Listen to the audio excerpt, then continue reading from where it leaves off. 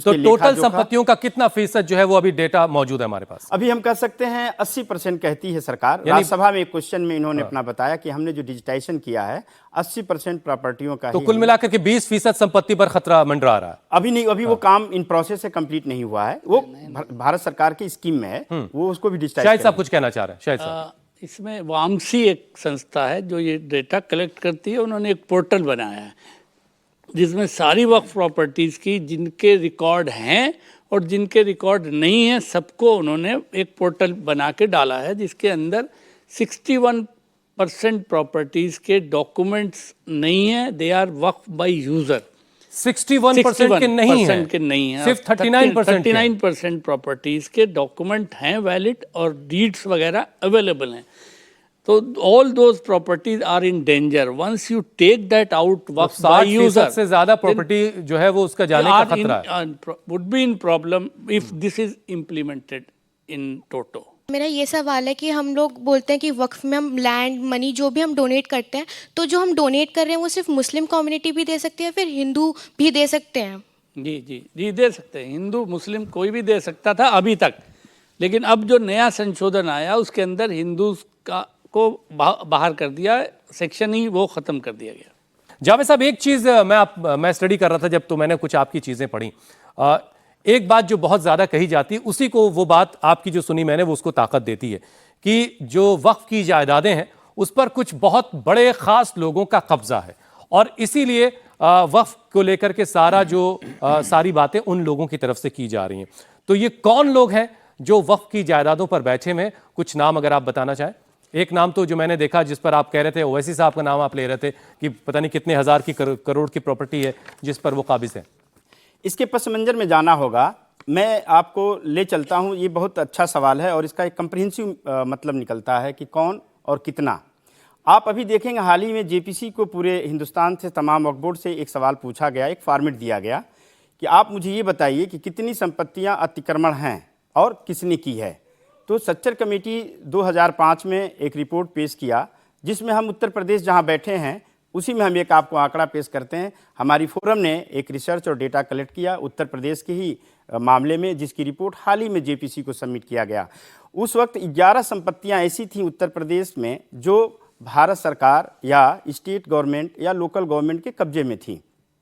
2005 उसकी रिकमेंडेशन पे ये हुआ कि इसको सरकार खाली कराए। इसी के साथ साथ पूरे उत्तर प्रदेश में अगर आप देखेंगे तो 37 ऐसी वक्फ प्रॉपर्टी हैं जिस पे गवर्नमेंट का कब्जा है। और ये गवर्नमेंट कौन है? आर्कियोलॉजिकल सर्वे ऑफ इंडिया जैसी संस्थाएं हैं।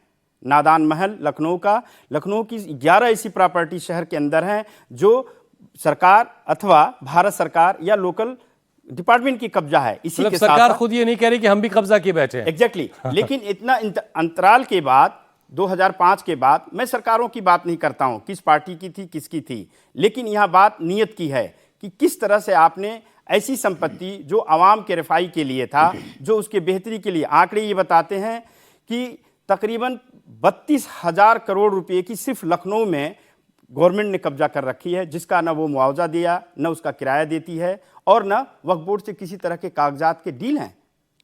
अब सवाल हुई इंडिविजुअल कौन है? 1954 एक्ट के तहत अगर आप देखेंगे तो उसमें हर तरह के लोगों का रिप्रेजेंटेशन था। उसमें मुस्लिम स्कॉलर, सामाजिक वकील का एक वर्ग होता है और उसमें इंटेलेक्चुअल भी आता है। तो बोर्ड क्या कर रहा है? फिर यहीं पे सवाल आता है ना कि बोर्ड क्या कर रहा है? बोर्ड के अख्तियारात ट्रिब्यूनल के जरिए आते हैं। ये मामला प्रशासनिक है। अगर बोर्ड सरकार के अंडर में है तो कलेक्टर भी सरकार के अंडर में है। ये बात नीयत की है कि अगर हम रसूखदार से नहीं खाली करा सकते, सरकार से नहीं खाली करा सकते, तो आवाम का इस पे क्या चलता है? कोई जोर नहीं है। तो ये संपत्ति ऐसी है जिस पे तमाम तरह के विवाद हैं। 50,000 ऐसी संपत्तियां हैं पूरे मुल्क में जो अतिक्रमण हैं। कौम के दर्द की बात कर रहे हैं, जब उनका नाम इसमें शामिल है कि वो खुद लंबे वक्त से इन सारी चीजों पर, बहुत बड़ी बड़ी प्रॉपर्टीज पर वो सारे लोग काबिज हैं, तो ये कैसे फैसला किया जाए कि जिनके हवाले हमने बहुत सारी चीजें कर रखी हैं वो वाकई कौम का दर्द रखते हैं? देखिए, ऐसा है कि अभी तक का जो सिनेरियो है उसमें यही लोग हैं जिन्होंने आगे बढ़ कर के कौम के मसलों को उठाया है।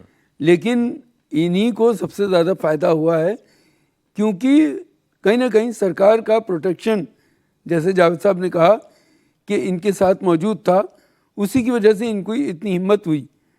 मिसाल के तौर पर ओबराय होटल दिल्ली में, ये वफ़ की प्रॉपर्टी पर है और उस वक्त के मुतवल्ली मदनी साहब थे इस प्रॉपर्टी के, और उन्होंने इस प्रॉपर्टी को ओबराय होटल को दे दिया 1 रुपये में।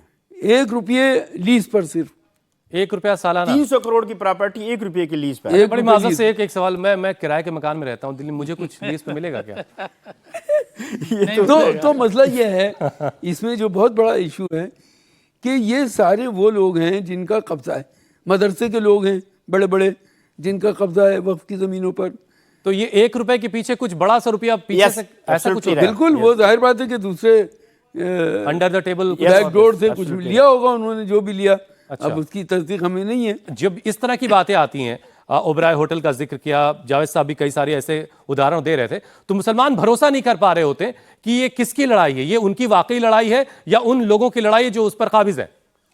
नहीं, देखिए, मैं तो उसके पे लीगल एस्पेक्ट देखता हूँ कि किस तरह से ये प्रॉपर्टी बेस्ट वे में मैनेज होगी लीगली, और किस तरह से लीगल फ्लॉज ऑब्वियस और इसको ओपन करने से कैसे प्रॉपर्टी अफेक्टेड होगी।